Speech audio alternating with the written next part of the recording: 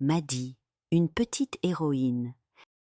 Maddy était une petite fille de 7 ans, brune aux yeux noisettes, pleine d'énergie et de rêves. Son plus grand souhait? Devenir pompier.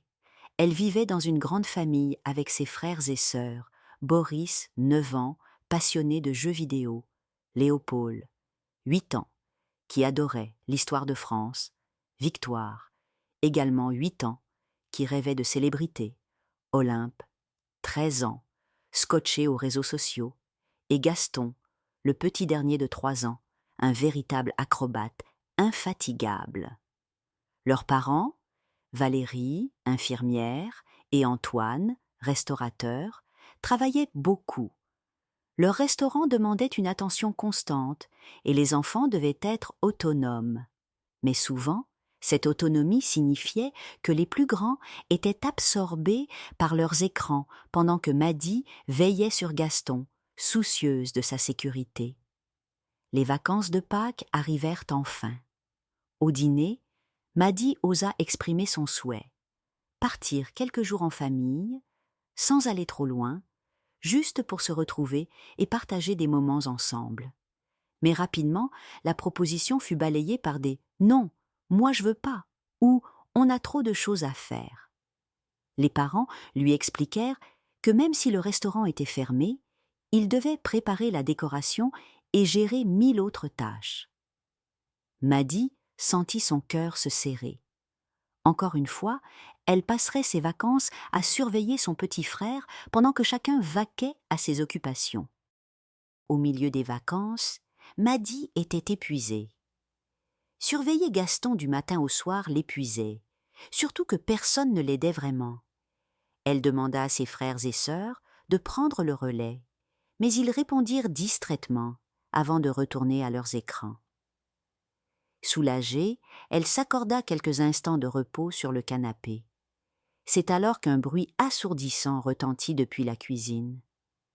Maddy bondit et découvrit Gaston au sol. Il avait voulu attraper un verre, était monté sur une chaise et avait perdu l'équilibre. En chutant, sa tête avait heurté la table. Le sang battait aux tempes de Maddy, mais elle ne paniqua pas. Elle attrapa immédiatement le téléphone et appela les pompiers. En attendant leur arrivée, elle appliqua ce qu'elle avait vu dans des vidéos de secourisme. Elle allongea doucement son frère, lui parla pour le garder éveillé et comprima délicatement la blessure pour limiter le saignement. Pendant ce temps, ses frères et sœurs, absorbés par leurs écrans, n'avaient même pas remarqué ce qui se passait. Ce n'est que lorsque les pompiers firent irruption qu'ils réalisèrent la gravité de la situation. Un changement radical, les parents arrivèrent précipitamment à l'hôpital où Gaston était soigné.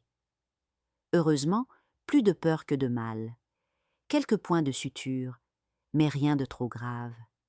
Quand les pompiers racontèrent aux parents comment Maddy avait réagi avec sang-froid, les larmes montèrent aux yeux de Valérie. Elle embrassa longuement sa fille. « Tu nous as donné une grande leçon, Maddy. Tu as sauvé ton frère. Je voulais juste qu'il soit en sécurité. Je me suis toujours occupée de lui, mais c'est trop dur toute seule, avoua Maddy en baissant la tête. » Les parents échangèrent un regard. Ils comprirent qu'ils avaient laissé trop de responsabilités à leur petite fille. Cette nuit-là, Antoine et Valérie discutèrent longuement. « On ne peut pas continuer comme ça, » dit Antoine. « Nous sommes trop absorbés par notre travail et laissons les enfants livrés à eux-mêmes. Et les écrans? On ne parle plus, on ne partage plus rien, » ajouta Valérie, songeuse. Ils décidèrent qu'il était temps de changer les choses. Le lendemain, les parents réunirent toute la fratrie. « À partir d'aujourd'hui, » annonça Antoine, « on change nos habitudes. » Ils mirent en place de nouvelles règles. Réduction du temps d'écran, chacun aurait un temps limité par jour et les repas seraient sans téléphone ni tablette.